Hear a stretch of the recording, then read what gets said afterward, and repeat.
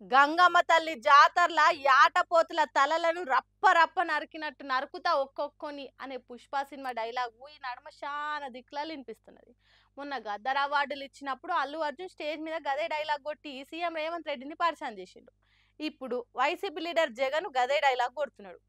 ఎందుకు cinema dialogue చెప్పిండు, ఏమిటికి చెప్పిండు అనేది మనం కూడా తెలుసుకోవాలి కదా. చలో మరి. గంగమ్మ జాతరలో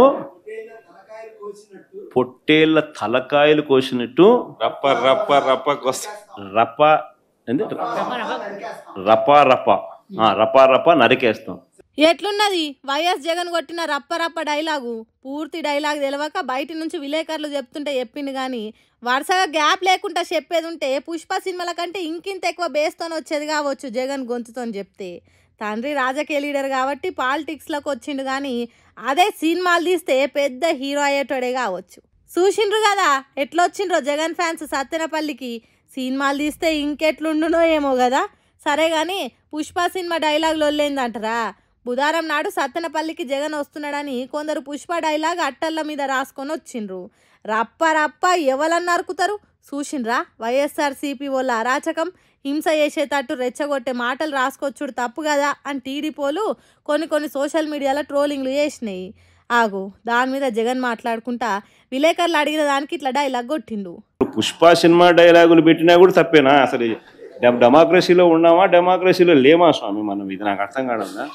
అంటే పుష్ప సినిమా డైలాగులు పెట్టినా తప్పే, పుష్ప ఫోటోలు పెట్టినా తప్పే, గడ్డ మిట్టనే తప్పే, గడ్డ మిట్టనే తప్పే.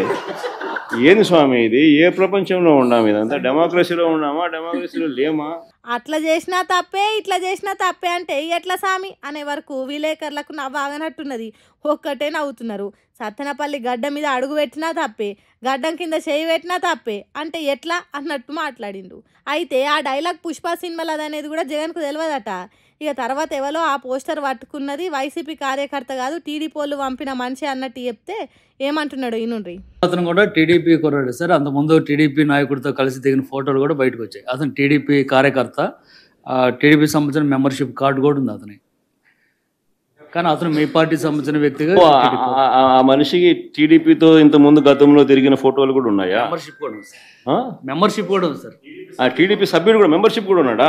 అంటే దాని అర్థం వీళ్ళే పెట్టించినారా? పెదకూరపాడు నియోజకవర్గం సార్.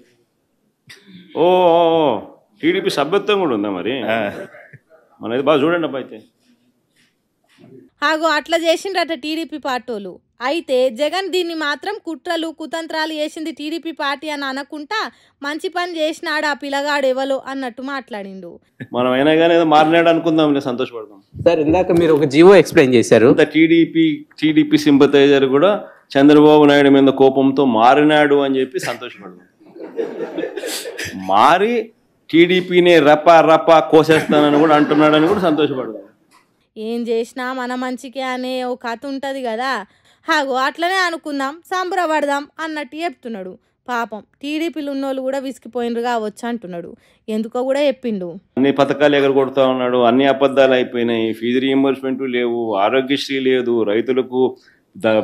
రైతులకు పెట్టుబడి సహాయం రావడం లేదు, పెట్టుబడి గిట్టుబాటు ధరలు రావడం లేదు, మరో పక్క అబద్ధాలు మోసాలతో సూపర్ 6లు లేవు, సూపర్ 7లు లేవు.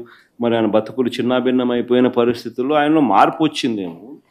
వచ్చి ఆయన కూడా టీడీపీ యాక్టివ్ మెంబర్ అయినా కూడా వైసీపీలోకి తాను చేరి టీడీపీ వాళ్ళ ఫోటోను టీడీపీ వాళ్ళ మీద ఆయన ఆక్రోశం చూపిస్తూ ఏమన్నాడు? ఏ జాతరలో? గంగమ్మ జాతరలో పొట్టేళ్ళు తలలు నరికినట్టు రపా అని నరుకుతానని చెప్పి ఆయన అంటానంటే దాని అర్థమైంది. మరి చంద్రబాబు నాయుడు అనే వ్యక్తి ఇంత మోసం చేస్తూ ఉన్నాడు కాబట్టి ప్రజలు అంత కోపాన్ని చూపిస్తూ ఉన్నారు. అందులో వాళ్ళ కార్యకర్తనే వాళ్ళ నుంచి మారి వైసీపీలోకి వైసీపీ కార్యక్రమంలో పాలు పంచుకొని మన అభిమానస్తుడై నెక్స్ట్ టీడీపీ ప్రభుత్వంలో టీడీపీ వాళ్ళను రపా ఏం జాతరలోది? గంగమ్మ జాతరలో ఏం పొట్టేలు తల నరికినట్ట రప్ప రప్ప నడుపుతాను, మంచిది కదా. టీడీపీ పాటోళ్లకు పుండు మీద కారం జల్లినట్టు గడికోసారి గంగమ్మ జాతరలో రప్ప రప్ప యాటలను నరికినట్టు నరుకుతామనే డైలాగ్ చెప్పిండు. ఎప్పటికీ సీరియస్గా ఉండే వైఎస్ జగను ఇగో ఇట్లా విలేకరులు కడుపుబ్బ నవ్వుకునే తట్టి వేసిండు.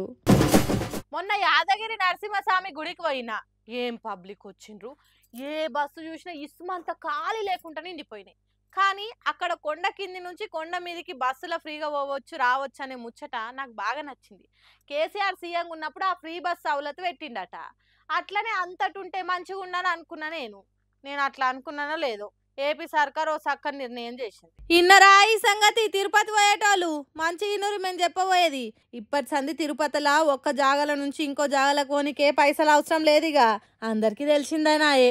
కొండ మీద ఉన్న కడమ జాగాలు చూడనికే ప్రైవేట్ ట్రావెల్స్ వాళ్ళు ఎన్ని పైసలు గుంజుతారో ఎరికే కదా. అట్లా అందరికి అన్ని చూడాలి అని ఆశ ఉన్న పైసలు ఉండాలి కదా. అందుకే ఏపీఎస్ఆర్టీసీ వాళ్ళు బస్సులను ఫ్రీగా నడిపిస్తుంది. అందులో కాలుష్యం పెరగకుండా ఉండనీకే బ్యాటరీ బస్సులను తిప్పుతారట. ఇవాళనే TTD EO CH Venkaiah Chowdary Ashwini దవాఖానా సర్కిల్ కాడ జెండా ఊపి షురూ చేసిండు. ఇక ఇన్నారు కదా, ఇప్పటి నుంచి ఏ రంది లేకుండా నిమ్మలంగా ఫ్రీగా తిరగొచ్చు బస్సులల్లా.